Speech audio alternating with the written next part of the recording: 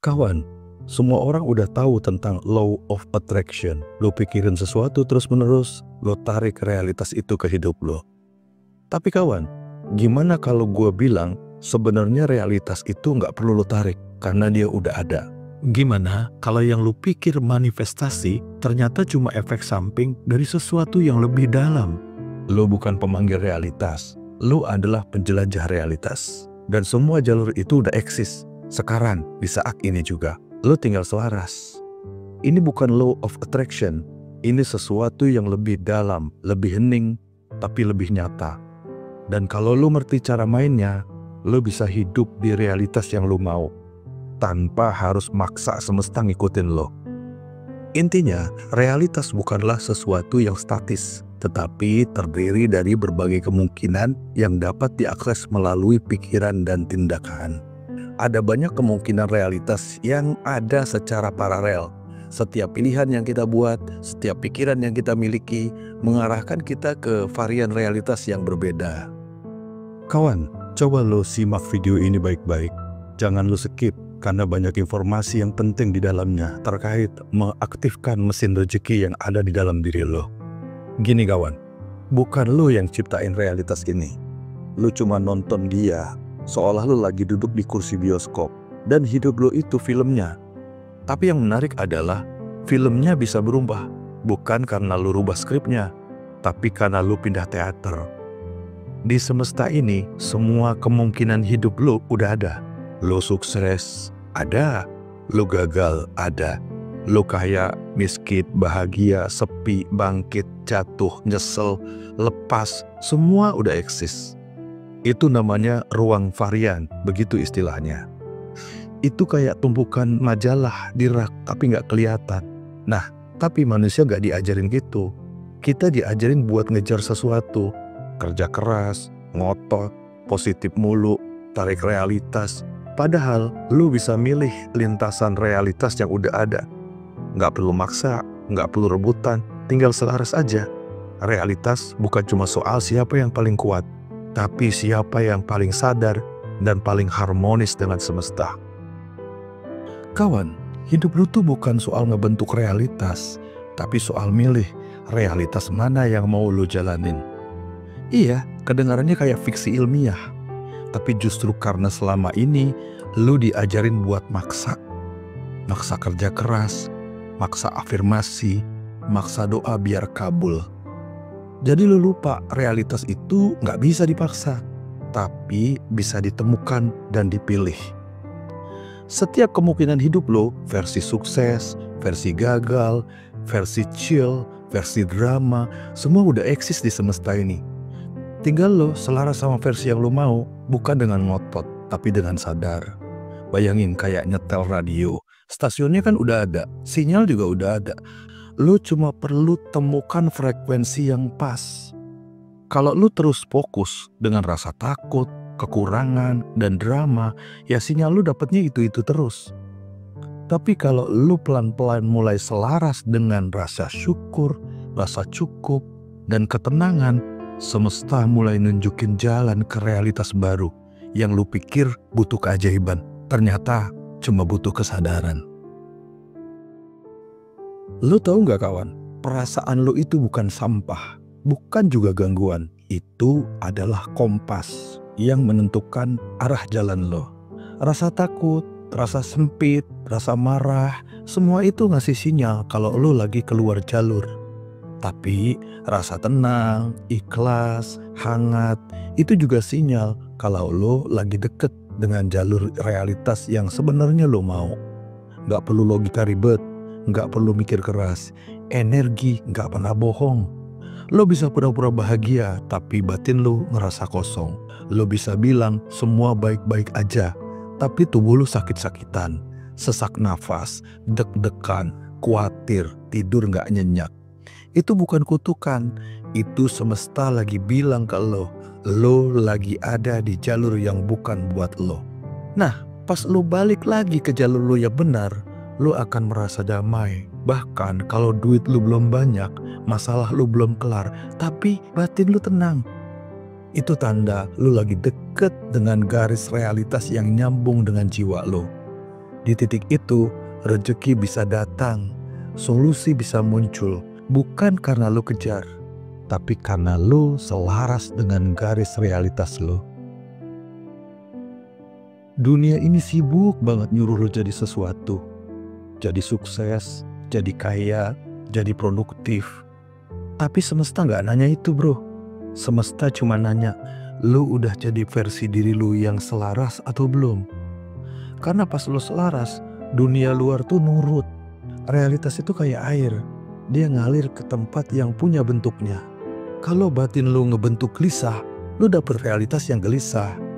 Kalau batin lo tenang, ringan, ikhlas, lo dapet realitas yang ngasih ruang lo untuk tumbuh.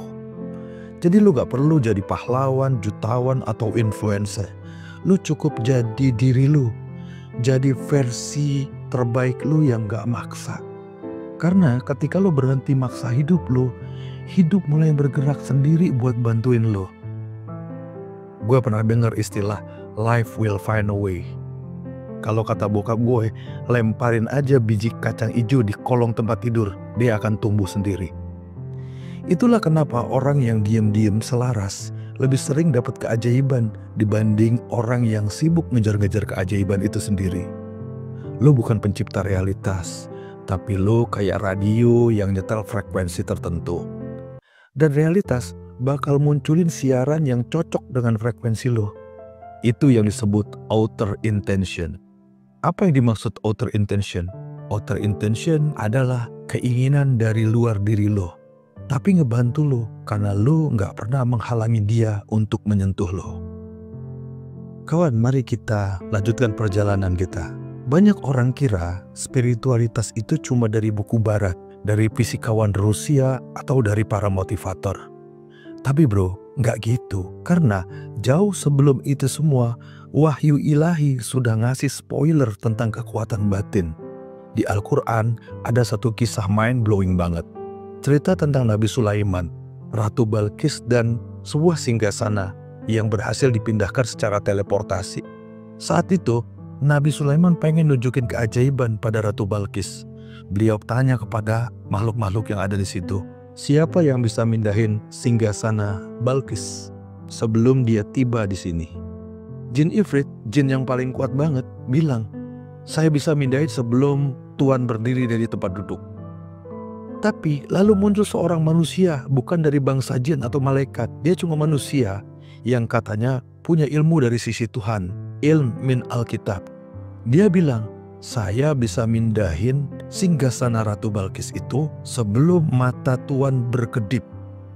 Dan boom, benar, dalam sekejap realitas berubah. Singgasana yang nun jauh di negeri seberang sana muncul di depan Nabi Sulaiman dalam seketika. Ini bukan sihir, ini bukan kekuatan otot, tapi ini kesadaran yang terhubung langsung ke sumber semesta. Dalam teologi Islam, ini bukan fiksi, tapi bukti bahwa alam tunduk pada orang yang selaras dengan Tuhan.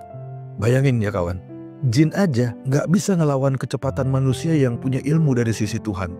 Artinya, ketika lu beres di dalam jiwa lu dan hidup lu sinkron dengan sang pengatur realitas, lu nggak butuh waktu, lu nggak butuh tenaga. Realitas bisa loncat, bisa berubah, dan rezeki bisa pindah tempat secepat kedipan mata.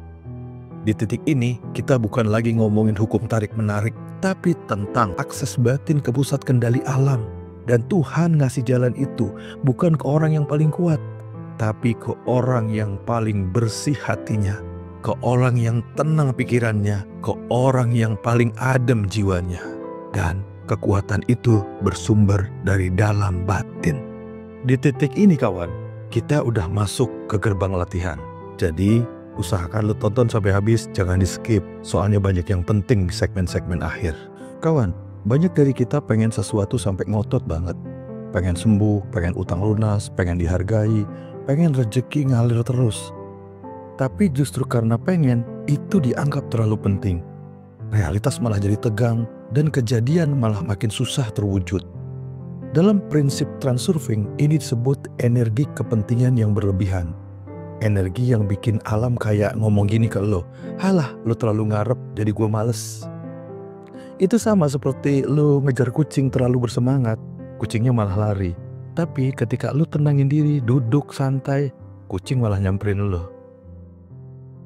Latihan praktek tentang bagaimana menurunkan level pentingnya sesuatu ada dalam bonus track di akhir video ini ya. Nanti sama-sama kita latihan.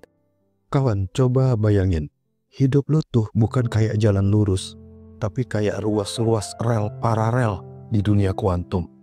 Setiap ruas punya versinya sendiri, dari lu yang bahagia, lu yang nyangkut hutang, atau bahkan lu yang hidup tenang bareng orang-orang yang lu sayang. Metode transurfing bilang, lu nggak perlu ngebangun realitas baru. Lu cuma perlu geser jalur versi realitas yang udah ada. Kayak lu lagi naik kereta, terus mindahin tuas dan lu masuk ke lintasan baru. Tapi tuas itu bukan dari diri lu. Tuas itu adalah frekuensi batin lu, kondisi energi lu, dan reaksi lu terhadap hidup. Kawan, sekarang kita udah sampai di ujung perjalanan. Bukan ujung hidup lo ya, tapi ujung dari cara lama lo ngelihat kenyataan. Realitas itu bukan musuh, bukan juga sistem acak yang ngebuang nasib ke lo. Realitas adalah cermin. Dia nggak akan nurut sama keinginan, tapi dia nyatu dengan getaran lo. Prinsip transurfing mengajarkan yang selaras akan datang dengan tenang, dan yang lo kejar dengan panik malah lari kayak bayangan. Lu gak harus percaya semuanya sekarang. Lu cukup sadar bahwa ada jalur hidup yang lebih tenang, lebih ringan, dan tetap berkelimpahan. Lu gak perlu mantra, lu gak perlu jadi siapa-siapa. Cukup jadi versi lu yang paling jujur, paling damai, dan gak paling maksa. Karena dari situlah pintu-pintu keberlimpahan kebuka.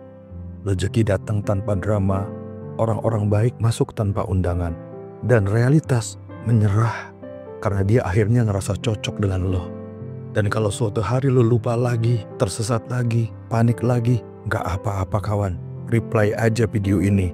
Atau lebih hebat lagi, rekam suara hati lo sendiri dan dengerin saat lo butuh pulang dalam kedamaian. Karena lo bukan cuma hidup di dunia, lo adalah bagian dari kekuatan yang ngatur dunia.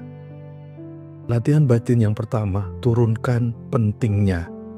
Sekarang, ambil posisi duduk yang santai. Tarik nafas, hembuskan pelan-pelan. Ulangi 3 kali. Tutup mata sebentar, atau cukup tenangkan pandangan lo. Bayangin satu hal yang paling lo rasa penting banget sekarang. Sesuatu yang bikin lo tertekan, cemas, deg-degan. Udah? Oke, kita lanjut. Sekarang lo bilang di dalam hati, ini penting, tapi nggak sepenting itu.